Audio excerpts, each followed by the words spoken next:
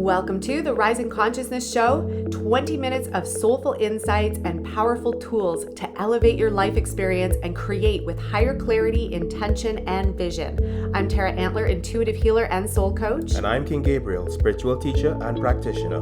And we are the co-founders of Ascension Academy of Life, a global center for spiritual growth, intuitive healing, and soul alignment. Get ready to blast off. Hello guys, it's King Gabriel here, going live, and today we're going to be talking about love, right? Moving towards divine consciousness.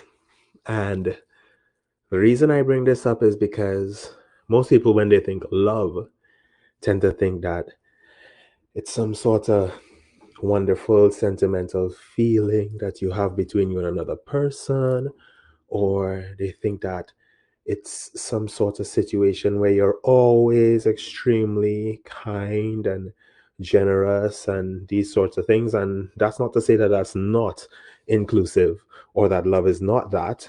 It's just to say that there might be more to it than that. Okay. And sorry about that. The more to it than that is that love itself, if we were to really think about it for a second more, just look at it, because some people say love can't be described, the mind doesn't know love, men can't understand love, etc. Love itself, if you were really to allow yourself to go there, some have come as far as saying love is help, being helpful, helping, right? Love is help. That's good, but there's more to it than that. And this is the more to it. If I had to define love, I would have to define it as love is being one with whatever it is you love, right? It's to be one with. That's what I would consider love. And this is why I would say that. When you have decided that you're one with something, you see it as a part of yourself, you see it as included in your being, in whatever you are, you tend to naturally take care of it as well, just as you would take care of yourself. You would treat it as you treat yourself. You think of it as you think of yourself, and therefore your behavior would be in alignment with that. Now, I'm not just saying this based on some kind of weird sideway thinking, right? No, I'm saying this based on social experiments as well. There have been many social experiments that have been done to see or to come to the evaluation that when people see something that is like them, they tend to have a greater appreciation of it in their mind and take care of it more. One example of this was where they had these people dress up as, like, let's say, vagabonds, right? And they had them on the road looking all disheveled and stuff and just not looking like a part of a regular society. And most of the people in that area were like shirt and tie wearing, people that were like going to 9-to-5 jobs and that sort of stuff, but in a community, a strong community. And what would happen was, if that person that was looking disheveled fell on the ground or needed help, most of the people, because that person was not like them in their minds, they would just walk by. They would just walk straight by without offering a helping hand or anything at all, right? And they tested this firstly. Nobody would help, right? They would just walk around, which is kind of crazy. But that's what our society has come to. Then, on the other hand, they would have a person that would dress more like them, look like, okay, well, maybe this person is just like me. They go to a job or something like that. And they'd have that person fall. And within a few seconds of that person falling, a group of people, right, or at least one person would come and help them up immediately. Why is that difference there, right? The difference was mainly because they saw that person as being like them.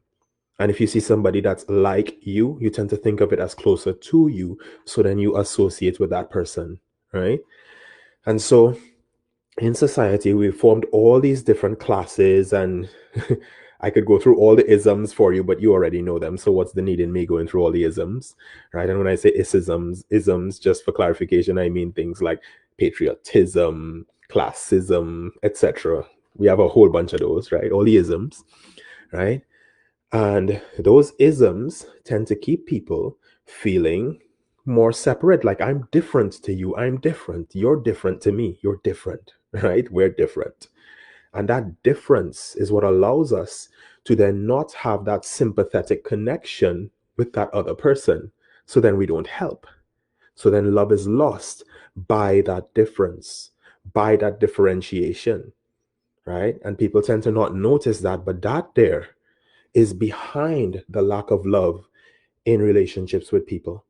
Every time you can cut them up into different sections, which is what the mind slash ego does, then you end up with greater division, and you end up with greater lacks of sympathy, lacks of love between the people, right? So all these things, I don't even have to go through the whole thing. You could probably think about a million different places in your experience where this goes on, right? There are many, many, many, many, right?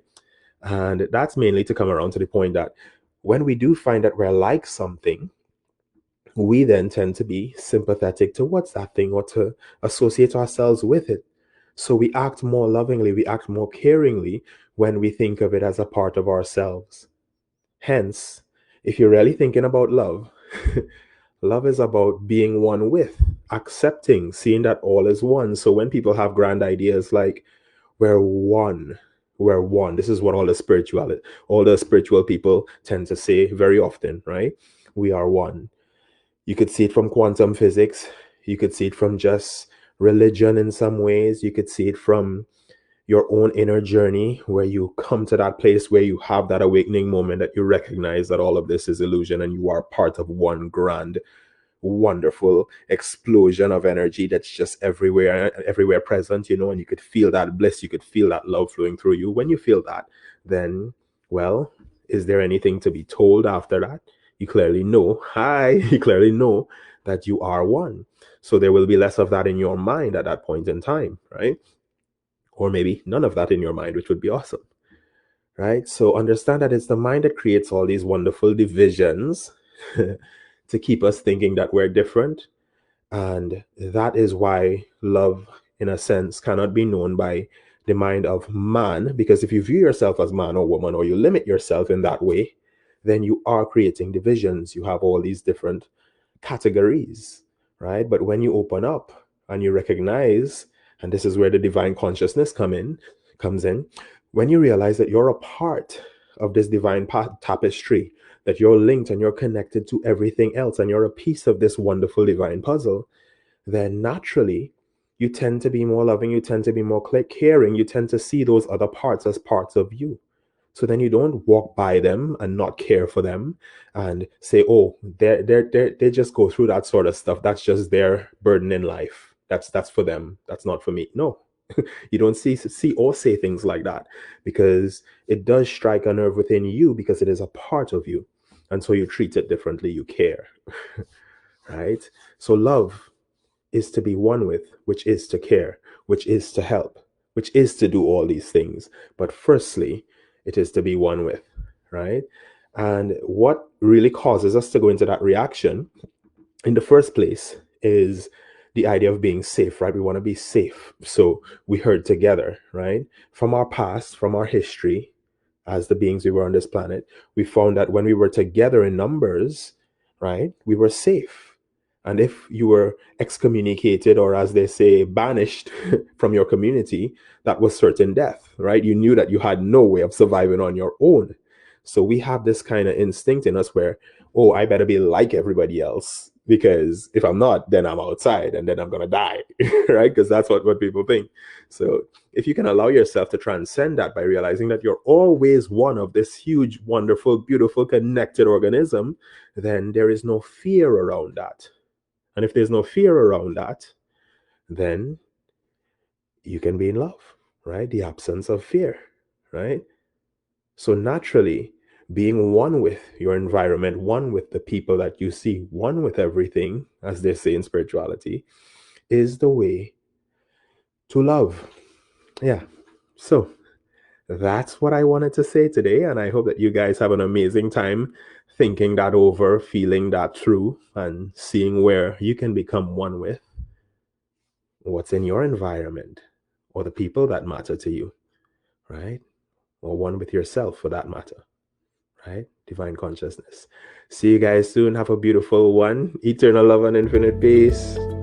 Thank you so much for tuning in to the Rising Consciousness Show today. To join our Facebook group, all you need to do is go to www.facebook.com/groups/I Rise and Thrive.